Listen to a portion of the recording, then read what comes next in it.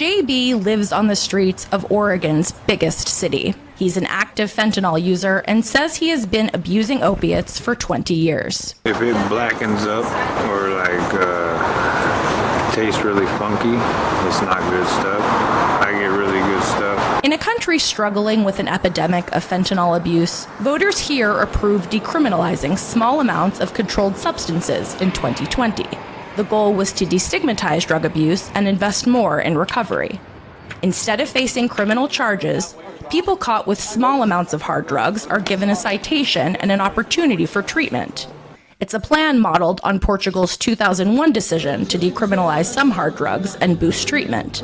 But in Oregon, data collected since the program's start show few people following up with treatment, and those who do are faced with long waits thanks to the state's historic underinvestment in behavioral health care. Tara Hurst heads an alliance of Oregon groups involved in the program. What we've seen is when you don't have the services available and you don't have the care and the infrastructure and plans together when you're dealing with a crisis, it usually doesn't go well. She says making the program a success depends on shifting people's views of addicts. Do you see them as that they're making poor choices, or are you following the science that says this is a disease, this is something that can be treated, not cured, people do recover? Launched during the coronavirus pandemic, the program known as Measure 110 has had uneven results, leading some to question its effectiveness.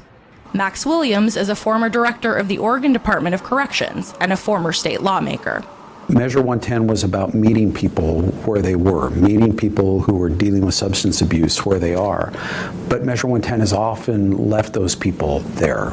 And we want to meet them where they are as well. We just don't want to leave them there. Williams is part of a coalition backing a new referendum to recriminalize small amounts of hard drugs and make substance abuse treatment mandatory. The whole idea here is not to ramp up additional charges on an individual, make a longer criminal history, or to use ineffectively jail resources. It's to create enough consequence along with reward to motivate this particularly difficult group of people dealing with addiction to actually seek treatment and recovery services. David is a drug addict who also declined to share his last name. He says he has tried detoxing many times, but struggles to stay sober when he says Portland treatment centers are always short on space. And there's just no beds available anywhere for inpatient, anything like that. You know, and when the staff tell you that, it's frustrating. It's very frustrating. A 2021 federal survey ranked Oregon last in the nation for the availability of drug treatment facilities. Since the start of Measure 110 in 2020, the U.S. Centers for Disease Control and Prevention says opioid overdose deaths in Oregon have doubled. Deborah Bloom, VOA News, Portland, Oregon.